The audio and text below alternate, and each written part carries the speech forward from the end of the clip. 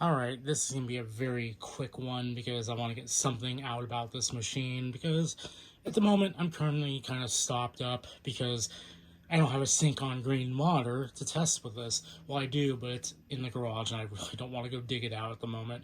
But this is a 2SI, and I've actually given a number of these off to people like Garth, and well, I had two left to myself, and one of them I opted to recap and get it back up and running. So this is it right here, and we can take a look inside. And if this cover wants to come off, because these covers are kind of tough, but as we can see here, really not much to this machine. The motherboard's right there, power supply's right here, fan's right here, and I could take the power supply out and the fan, but this thing is notoriously hard to get out, so I'm not going to bother. But you can see I've recapped it because we have tantalums right here, some right here, you can see some right there. The motherboard's a little dirty because it's got flux and alcohol residue, but as far as I know, it's not conductive. I do need to get this thing out and give it a proper clean at some point. I've also recapped the power supply, which, thanks to Garth for giving me the parts to do all this, so massive thanks to him. I consider him a contributor to the channel because he does supply me with a lot of the stuff I need to get this stuff done. So, yeah, very awesome. No hard drive. I don't have a blue SCSI to allocate to this thing. I do have my DB25 somewhere here.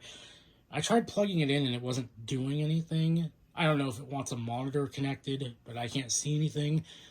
And Garth actually has a sync on green LCD he can give me.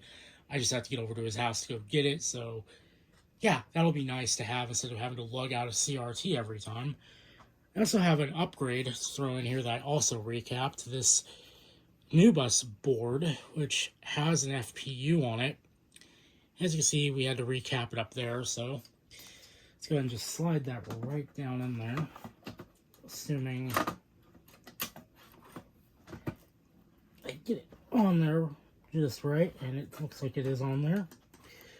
There are two little screws that go on the end here to secure it, but I don't know where those went. I think I know where they went, but I'm not going to get up and get them at the moment. For testing purposes, this is perfectly fine.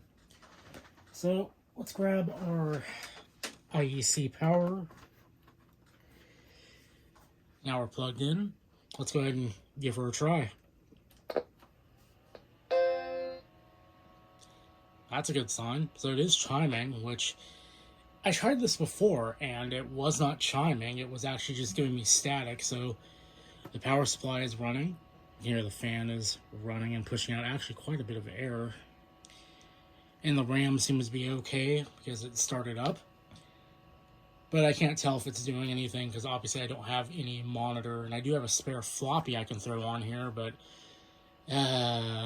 yeah, I don't know. I need to find the cable, and that's going to be fun because I don't know where I stashed that either. But eventually, once I get a monitor, I'll be able to actually see what this thing is doing more and more. But let's give it another go.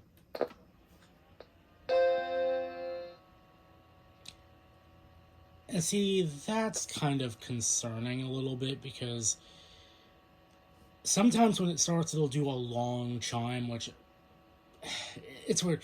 It'll do a long chime and a short chime sometimes. And I don't know what that means at this juncture, but yeah, there's not really much to say on this machine at this juncture. I just wanted to give an update on it because I did have it in my to-do for Marcintosh 2022, and I just want to get something out about it. And also, it's actually the 5th anniversary when I got this machine because way back, me and Ryan actually went out and we got all these Macs from Santa Barbara, and that was actually 5 years ago on this day. So I kind of wanted to also do something very quick and dirty for this machine, given that anniversary is passing as of today. So very cool. I do hope that this machine is actually fully working. It was working when I dragged out the CRT a couple days ago. Then it started giving me issues. Now it seems to be working again.